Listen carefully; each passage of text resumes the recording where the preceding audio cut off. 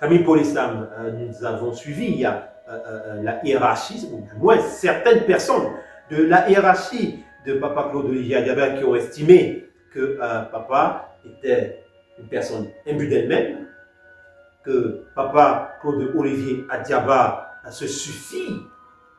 Mais le constat a été fait également, puisque certains fidèles ont relevé que c'est la hiérarchie ecclésiastique de Papa Claude Olivier Adiaba qui les a orientés vers lui. Ça veut dire quand même que cette hiérarchie reconnaît que Papa Claude Olivier Adiaba a un don spécial. Alors, dire qu'il est imbu de lui-même, c'est parce que Papa Claude Olivier Adiaba ne se compromet pas dans le mal. Est-ce que quand on refuse la corruption, quand on refuse le chantage, quand on refuse de se compromettre dans le mal, est-ce qu'on est imbu de soi-même?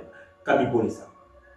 Papa Claude Olivier Adiaba est un homme de Dieu qui est humble. Ça ne souffre d'aucune contestation. Maintenant, si il disait qu'il est imbu de lui-même, moi je vais comprendre par là qu'ils font la projection de ce qu'ils sont. Eux-mêmes dans leur structure mentale. Ils projettent ça sur Papa Claude Olivier Adiaba.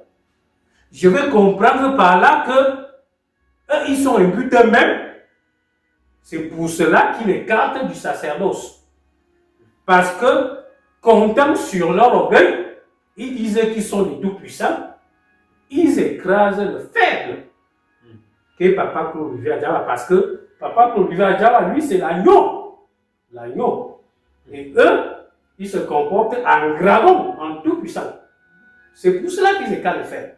Mais Camille, il y a quand même quelque chose qu'il faut relever. Ils sont tout puissants, ce sont des dragons, ce sont des loups, tout ce que tu veux, mais comment est-ce que le tout-puissant demande aux fidèles, parce que les fidèles viennent leur poser des problèmes pour dire, ben voilà, j'ai tel problème spirituel, et puis on dit, en fait, la personne qui peut t'aider, c'est le petit diable. Mais comment comprendre cela? Pourtant, ils sont tout puissants. Non, ils connaissent la force de la lumière, la force de l'Esprit Saint qui agit en lui. Ça veut dire qu'ils savent que Papa Claude Olivier Adiaba porte en lui la lumière de Dieu. Mais c'est eux qui l'ont formé. Depuis le petit séminaire au grand séminaire, ils ont décelé sans lui. Attendez, je vous ai dit la dernière fois que on ne remet pas le ministère de l'exorcisme à n'importe qui. Ils faisaient les prières de guérison dans l'église. Oui, on sait comment ça se passe. Ça veut dire qu'ils ont décelé en lui cette vertu, cette sainteté, qui a l'Esprit de Dieu qui agit en lui. C'est pour cela qu'on lui confie ce ministère. Mais quand je t'ai parlé de versatilité, c'est cette contradiction-là. Parce que vous avez demandé, vous envoyez les fidèles pour dire, priez, priez. Ces gens ont des cas difficiles, vous envoyez les fidèles chez Papa Claude Olivier Adiaba qui est au quartier. En même temps, vous dites qu'il n'est pas une bonne personne, c'est un autre.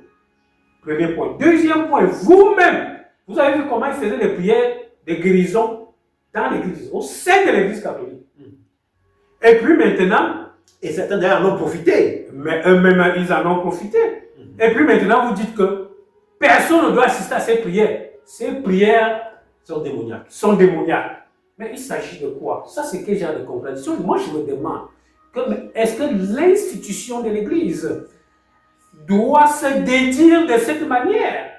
Qu'est-ce qu'on doit donc comprendre? Qu'on va canoniser les saints aujourd'hui, et ces saints seront des démons demain? Est-ce qu'on doit comprendre cela?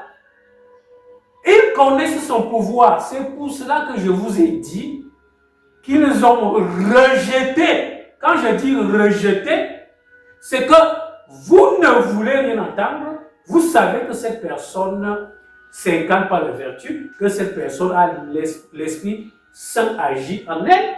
Mais vous ne voulez pas vous écarter. C'est pour ça qu'il dit écartez l'Esprit Saint, l'Esprit de Dieu du temple. On rejette la lumière.